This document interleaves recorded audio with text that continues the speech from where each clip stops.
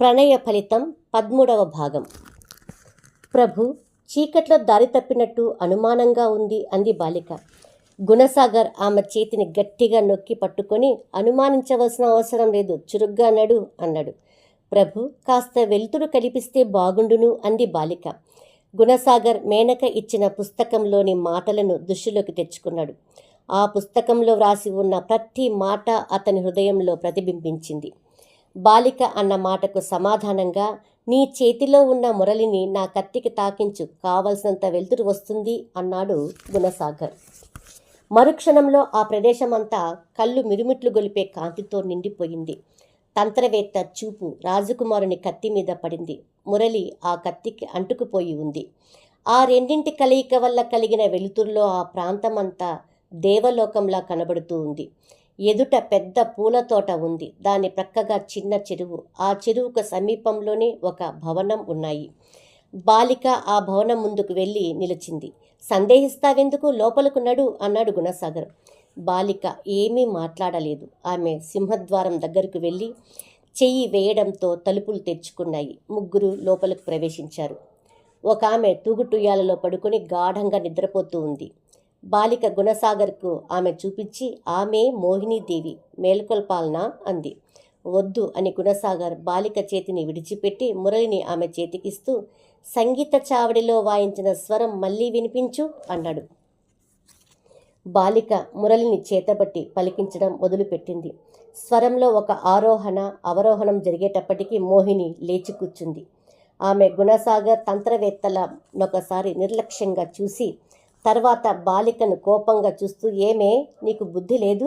శృతి సరిచేసుకోలేని నీకు మురళెందుకే అంది. ఆమెకు ఆ మాత్రం చేతనైతే ఇంత దూరం రావడం ఎందుకు? ఆ పనేదో నువ్వే చెయ్యి అంటూ గుణసాగర్ బాలిక చేతిలో ఉన్న మురళిని తీసుకొని మోహిని మీదకు విసిరాడు. మోహిని మురళిని ఒకసారి కిందకు మీదకు తిప్పి నిదానించి చూసి వాయించడం ప్రారంభించింది. బాలిక వాయిస్తుండగా వినపడిన అపశృతి ఇప్పుడు మరుగుపడిపోయింది. మోహిని బాలిక ప్రారంభించిన స్వరాన్నే ఎత్తుకొని పూర్తి చేసింది.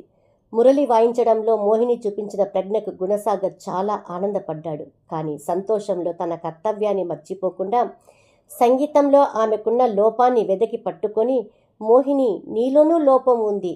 అవరోహణలో దైవత ఎప్పుడూ కటువుగా ఉండదు, కోమలంగా ఉంటుంది అన్నాడు.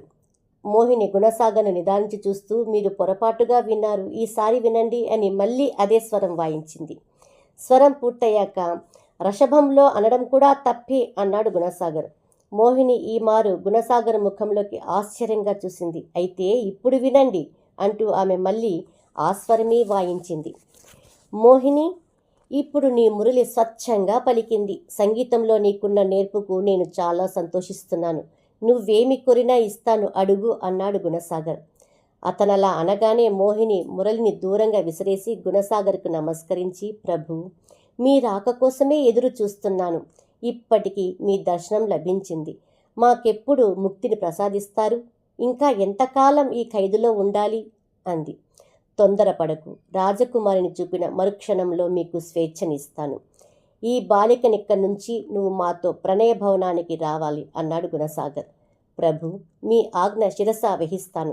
రాజకుమారి ఆ భవనంలోనే ఉంది. అయితే ఆ భవనపు ద్వారాలను తెరిచి ముక్తిని కలిగించే వారికి ఆమె అర్ధాంగి అవుతుందని, ఆ భవనంలో ఉన్న రత్నరాశులన్నీ ఆ ఇరువురికే సంక్రమిస్తాయని భవనపు సువర్ణ సింహద్వారం మీద లిఖించి ఉంది. కానీ ప్రభు, భవనం బయట మదించిన 2 ఏనుగులు పహారా ఇస్తున్నాయి. ద్వారం దగ్గరకు ఎవరైనా వెడితే అవి ముందరి పాదాలు పైకెత్తి ద్వారం వైపు తిరిగి తొండాలు చాపి క్షణకాలం చూస్తాయి. అప్పటికతను ద్వారం తెరిచి లోపలకు వెళ్ళలేకపోతే మరుక్షణంలో ఆ ఏనుగులు అతన్ని చంపి దూరంగా విసిరేస్తాయి. ఆ గండా నుంచి బ్రతికి బయటపడ్డం ఎవరికీ శక్యం కాదు అంది మోహిని. రాజకుమారునికి ఇక గండములే లేవు. ఉన్న 2 గండాలు, ఒకటి సర్పరూపంలోనూ, రెండవది స్థూలకాయుడి రూపంలోనూ ఎదురై తొలగిపోయాయి.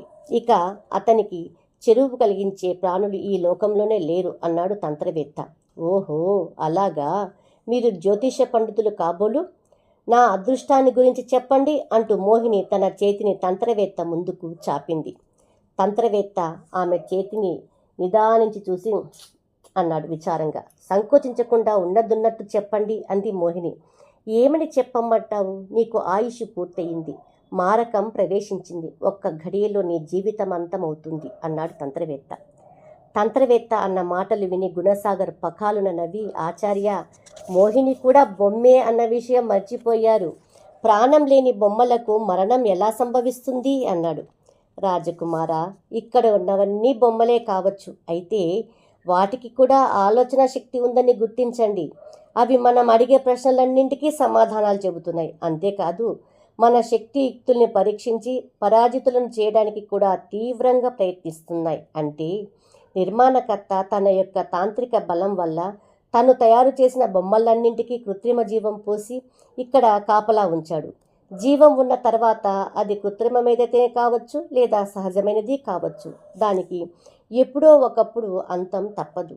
ఈ తాంత్రిక భవన నిర్మాణకర్త నిర్ణయం ప్రకారం మోహినిలో ఒక్క ఘడియలోపు వరకు చలనం ఉంటుంది. చలనం నశించగానే ఆమె మరణించిందని భావించాలి అన్నాడు తంత్రవేత్త.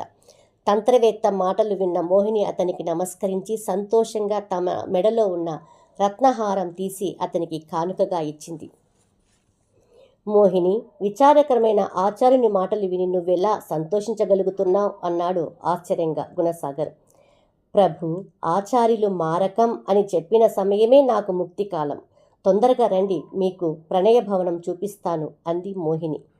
ముగ్గురు కొంత దూరం వెళ్ళగానే మోహిని చెప్పినట్టు ఒక భవనం ముందు 2 ఏనుగులు పహారా ఇస్తున్నాయి. అందులో ఒకటి తెల్లది, ఒకటి నల్లటిది. మోహిని దూరంగా కనబడుతున్న ఆ భవనాన్ని చూపించి, ప్రభు, అదే ప్రణయ భవనం, ఆ ఏనుగులను చూడండి అంది. వాటికి నువ్వేమీ భయపడవద్దు, నా వెనకాలరా అని మోహినితో చెప్పి గుణసాగర్ తంత్రవేత్త చేయి పట్టుకొని ముందుకు నడవసాగాడు. ముగ్గురు ప్రణయ భవనం ముందుకు వచ్చారు. వారిని చూడగానే ఏనుగులు ఘీంకరించి మొదటి కంటి చురుగ్గా పహారా ఇవ్వసాగాయి. గుణసాగర్ మోహినిని, తంత్రవేత్తను అక్కడే ఉంచి తన ఏనుగులున్న వైపుకు బయలుదేరాడు. క్రమంగా అతను ఏనుగులను సమీపించి వాటి దగ్గర నుంచి సింహద్వారం వైపు చేరుకొని అప్పటి వరకు తన మొలలో జాగ్రత్త పరిచి ఉంచిన తాళం చెవి తీసి ఏనుగుల వైపు విసిరాడు. అప్పటికే 2 ఏనుగులు ద్వారాన్ని చేరుకొని ముందరి కాళ్ళు పైకెత్తి తొండాలు గుణసాగర్ మీదకు చాపి నిలబడ్డాయి. గుణసాగర్ క్షణకాలం ఏనుగుల పాదాల నిదానించి చూసి తెల్ల ఏనుగు కుడిపాదం మీద తాళం చెవితో గట్టిగా పొడిచాడు. తాళం చెవి సగం వరకు ఏనుగు పాదంలో దూరిపోయింది. ఆ పోటు వల్ల కలిగిన బాధను భరించలేక ఏనుగు ఘీంకరిస్తూ ఆ పాదాన్ని నేల మీదకు మోపింది. తాళం చెవి 2వ భాగం భూమిలోకి చొచ్చుకుపోయింది. అక్కడ చిన్న చప్పుడైంది. ఏనుగులు 2 చలనరహితంగా నిలిచిపోయాయి. తంత్రవేత్త, మోహిని ఆ దృశ్యాన్ని రెప్ప వేయకుండా చూస్తున్నారు. కానీ గుణసాగర్ అదేమీ పట్టించుకోలేదు. అతను తాళం చెవితో ఏనుగు పాదాన్ని పొడవడం తడుగా సింహద్వారం వైపు తిరిగాడు. అప్పుడే తెరుచుకుంటున్న తలుపులను చూశాడు. వెంటనే లోపలకు ప్రవేశించాడు. అంతవరకు పుస్తకంలో ఉన్నట్టు జరిగింది. మేనకి ఇచ్చిన పుస్తకంలో ఉన్నది కూడా అంతే. అంతటితో పుస్తకం అంతమైపోయింది. గుణసాగర్ భవనంలో కాలు పెట్టగానే అతని దృష్టి ఎదుట కనపడుతున్న సువర్ణ పత్రం మీద పడింది. చుట్టూ నవరత్నాలు పొదిగి ఉన్న ఆ పత్రం మీద ఏదో వ్రాసి ఉంది. అతను ఆ పత్రాన్ని సమీపించి ఇలా చదువుకున్నాడు. గుణసాగర్, పితృవంశంలో నీకు ముందు 5వ తరం వాణ్ణి. వీర విక్రమాలను ప్రదర్శించి అంతులేని రత్న రాసులను సంపాదించాను. పేరు ప్రఖ్యాతులను సంపాదించాను. కానీ నా తర్వాత ఆ ధనాన్ని కాపాడగలిగిన వాళ్ళు కనిపించలేదు. నాకు జన్మించిన వాళ్ళను కూడా దాన్ని తాకే అర్హత లేకపోయింది. ఆ ధనాన్ని కూడబెట్టడంలో నేను పడ్డ శ్రమ వృధా కాకూడదని నిశ్చయించుకున్నాను. పేరు పొందిన జ్యోతిష్య శాస్త్రజ్ఞులను రప్పించి భవిష్యత్తులో వంశవృక్షాన్ని వేయించాను.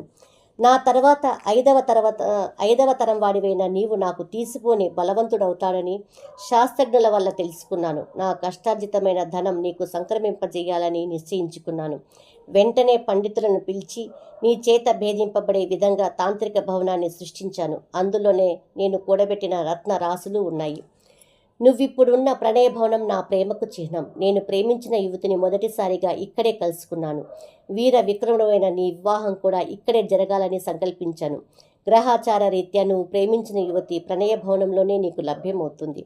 ఆమెను పెండ్లాడి ప్రజారంజకంగా రాజ్యపాలన సాగించు. హెచ్చరిక: నీవు ఈ సువర్ణ పత్రాన్ని పూర్తిగా చదివాక నీవు నృత్యాంగన ఇచ్చిన కత్తిని మధ్యకు విరిచి బయటకు విసిరివేయి. ఆ తునకలు నేలను తాకగానే తాంత్రిక శక్తులన్నీ నశిస్తాయి, రహస్యాలు తొలగిపోతాయి, మాయా భవనాలు కూలి